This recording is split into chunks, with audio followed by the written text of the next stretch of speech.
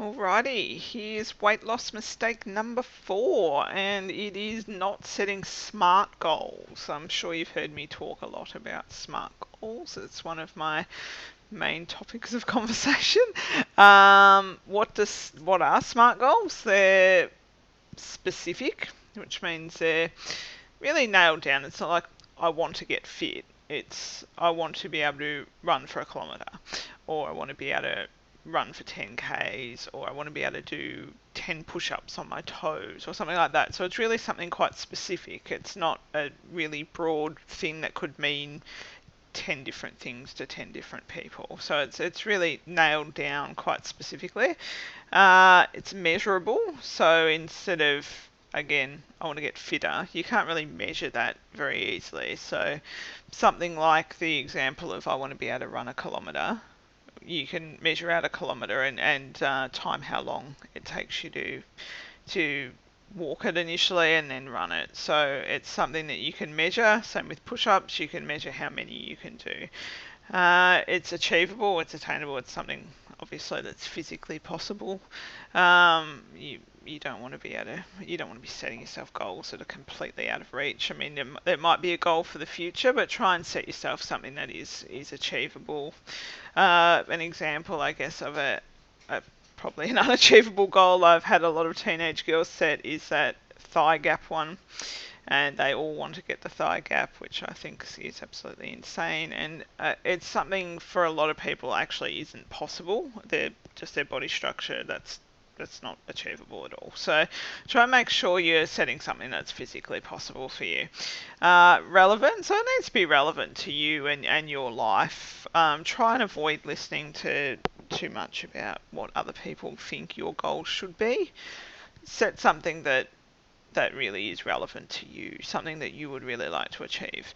The T is for time bound or timely. So I talk a bit about this, and I've got a few articles on the blog about this. You need to have a time in place, I guess, and it might be that within the next 2 months you want to be able to improve your 1 kilometre time by 2 minutes or something. If you're walking it now, you might want to be able to jog it in 2 months. And, that's a great goal to have if that's something that you're interested in. But we need to have a bit of a time frame on that so we know what we're working towards and it keeps us motivated and moving towards that goal. Here we go. I talk heaps about goal setting, and it's one of my things that I like to talk about because I think it's so important. It keeps us motivated and it guides us and sort of makes sure we get stuff done.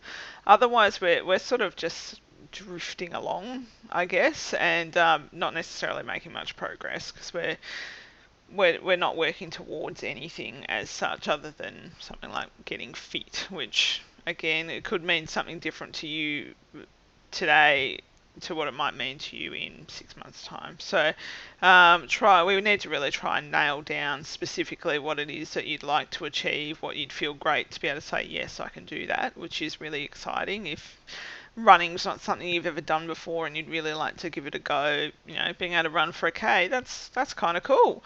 Being able to do push-ups on your toes is another one. A lot of people want to do chin-ups is another one, which is a mammoth task, especially for women. It's just upper body strength. It's a challenge, but it's doable.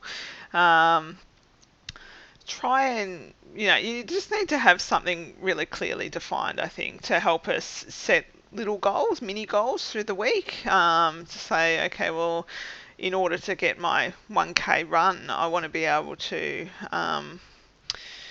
run 200 meters each time out of the 1K for the first week. So it might be each week you need to add that little bit more running time in. So it helps you formulate a bit of a plan of attack, really, is the main thing.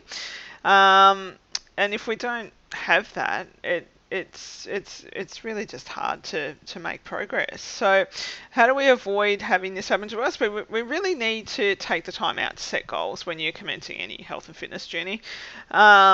And that's something we'll be talking about more and more in the group, and getting you to hopefully share some of your goals, which would be really great because just so people can see how you're working through it. I can help you, give you some advice if it's sort of looking like it's a little bit vague still, or help you come up with a plan of attack to actually achieve that goal. Go through the SMART formula. Is it specific? Is it measurable? And just go down the list and make sure, tick them off as you go.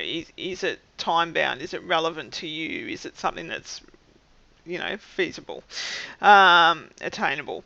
And make sure you break any large goals down. So it might be that, say you want to end up under 100 kilos. I know someone had mentioned that as one of their goals. Say you're 140 now, you're not going to say, oh, I want to lose 40 kilos and knock each kilo off one at a time. We sort of go, okay, we'll focus on the first 5 kilos to start with, and sort of starting to shift that rather than focusing too much on the big picture. We want to really make it manageable chunks so you can tick off along the way. You can give yourself some little rewards for achieving the goals.